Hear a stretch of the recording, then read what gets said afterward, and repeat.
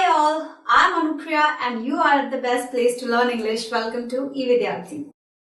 Alright, so in our life, when we need to tell someone something, it means that we are expressing something. Yes, talking with someone or making a conversation is all about showing your expressions. Yes, the thing you feel, the thought occurs in your mind. So how do you express it with the language?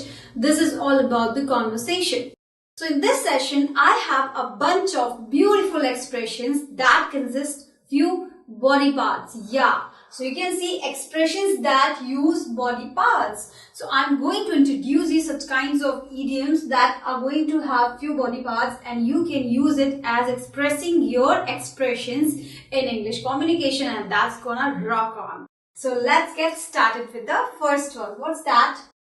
Keep your chin up. So what do you think about this? Someone is saying keep your chin up. So you are taking a straight position and keeping your chin up like this. No, nothing like this. There's something different.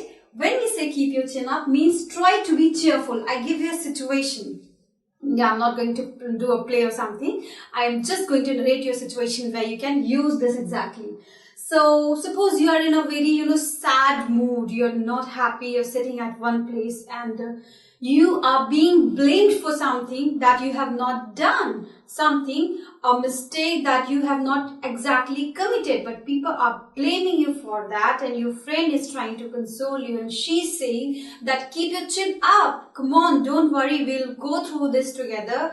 When you have not done something wrong, don't feel bad about that. So keep your chin up means try to be cheerful. Just forget about something which is wrong, which you have not done, which is exactly not true. So I would suggest you to keep your chin up in a difficult situations. When you find that situation is not favorable in your life, I would suggest you keep your chin up, alright? Don't lose your heart. Another beautiful phrase, but I will explain it later. So, keep your chin up means that try to be cheerful in a difficult situation or not in a favorable situation.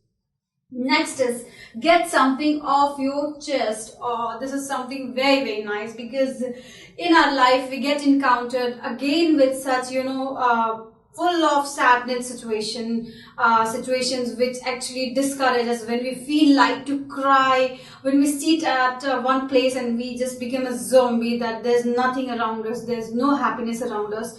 So again, someone very good friend of yours is coming at you and just saying get something off your heart means tell someone how you feel.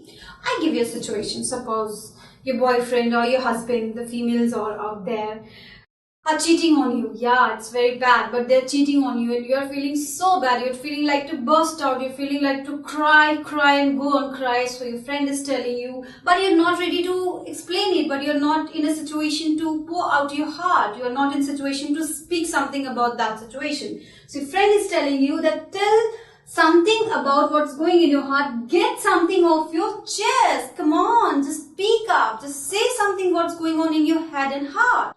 So get something off your chest means that do express your feelings in the words what is running in your heart and your mind. So that's what does it mean. So in that situation, just get something off your chest.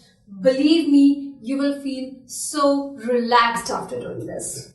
Next one is, alright, let your hair down. So what does it mean? Girls out there, are you taking it like, oh my god, I should open up my hair and show my looks? No, not that.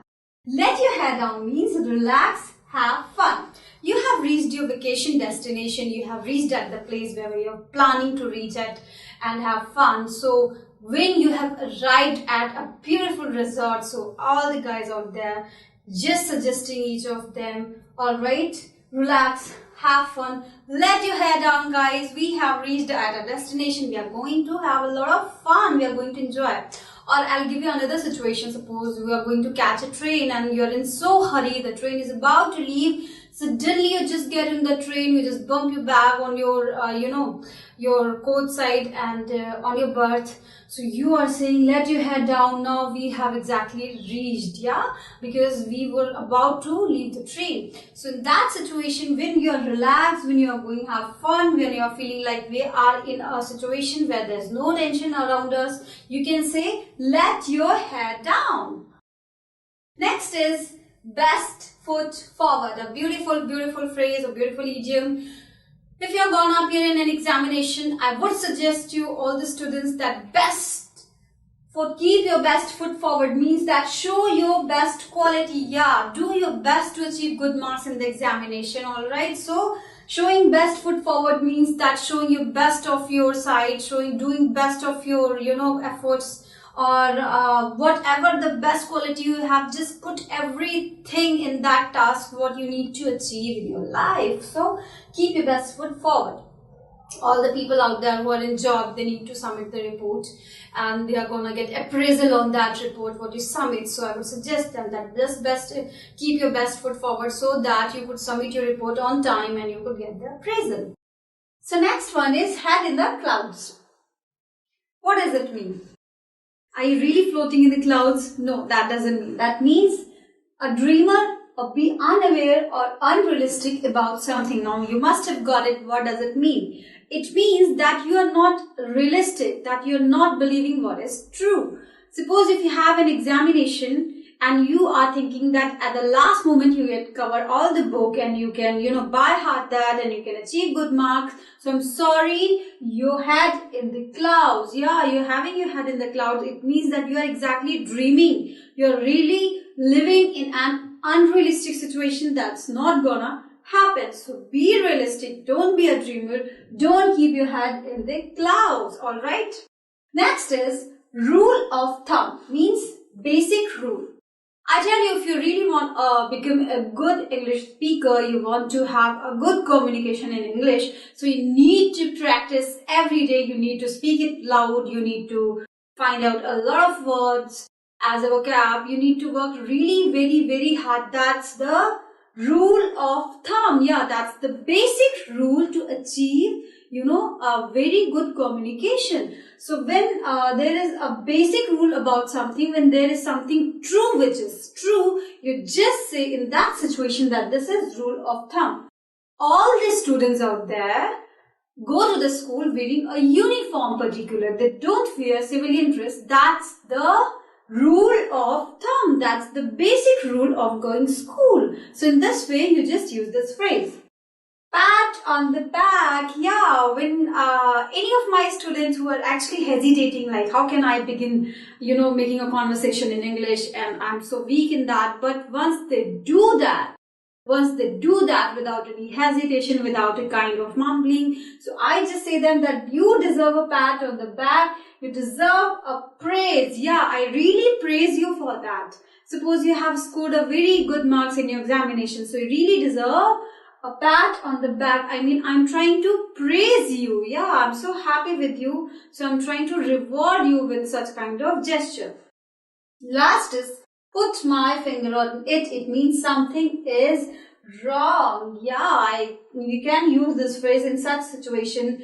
I know there is something wrong here, but I cannot put my finger on it. Yeah, I just cannot go back and mend the situation what went wrong. So in this way, you can use put my finger on it when there is something wrong. So in this way, you have learned that how can you use such body parts, expressing your views, your emotions, your thoughts. So these are really very important and these are really very smart. So do use it, but you can use it only then when you're gonna practice it in such situations with different examples. So that's all for now. Keep learning and keep listening. Vidyarthi. Bye-bye.